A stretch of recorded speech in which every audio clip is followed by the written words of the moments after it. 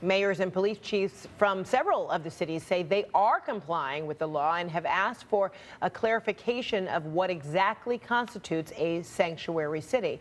I want to talk now over with our panel. Jason Kander is a CNN contributor. He's also a former Missouri Secretary of State and was a Democratic Senate candidate. Good to see you. And Jack Kingston is a CNN political commentator and a former senior advisor to the Trump campaign. All right, good to see both of you.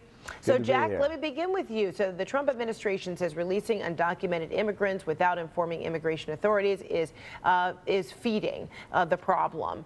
And the administration has not offered any statistics or any other proof to back that up. So how much of this is about fulfilling a campaign promise?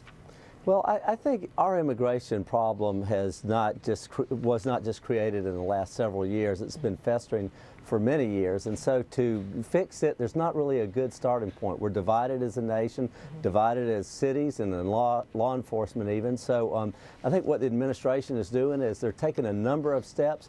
Some of them are going to be more effective than others. Some of them are going to work. Some of them are going to bring down crime rates. But what we do know is since the administration has been trying this, that illegal crossings of the border is at the lowest level in 17 years. It's down about 60% in March. So while some of this might be awkward and there might be some missteps, it is showing some good results. So Jason, you know, there are billions of dollars at stake here when we talk about the federal government saying that they're not going to provide federal funding to so-called sanctuary cities. These cities say that they don't have the responsibility or the money to enforce federal immigration law. So is this a situation where many of these cities say we are strapped to do more as opposed to it being an issue of non-compliance? This reminds me a lot of when the president just blamed the generals for the problem of ISIS, or when he said that the generals lost Ryan Owens, the Navy SEAL.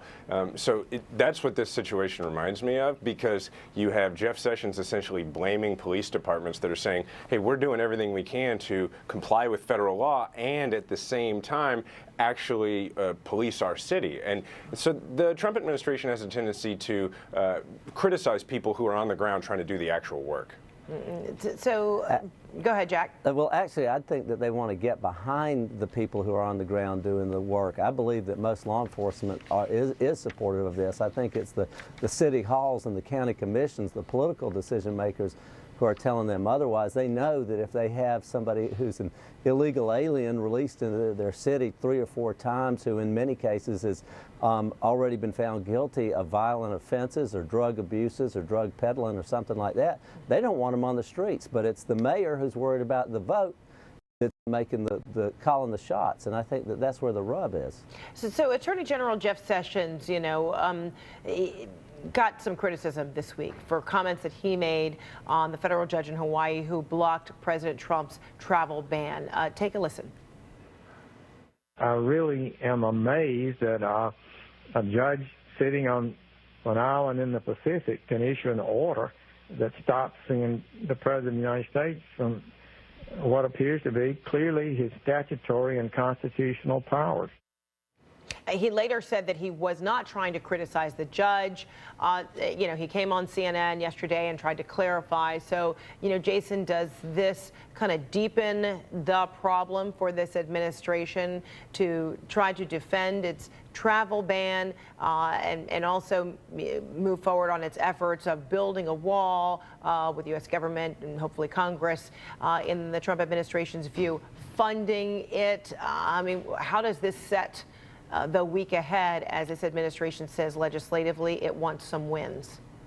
Well, the whole idea that they're going to put quote-unquote political wins ahead of what makes sense is sort of the problem here, right? I mean, we were promised all sorts of things. Like during the campaign, the American people were promised by candidate Trump that they wouldn't have to pay for the wall. I mean, like, the one thing that we all seem to remember more than anything else was supposedly Mexico was going to pay for the wall.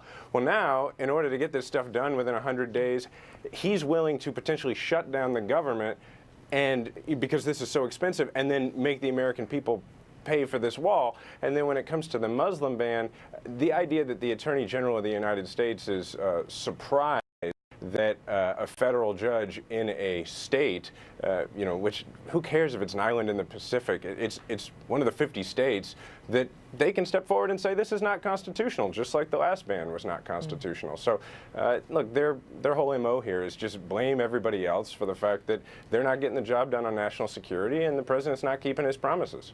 All right, we'll leave it right there. Jason Kander, Jack Kingston, thanks so much. Talk to you Thank again, you. gentlemen. Appreciate it.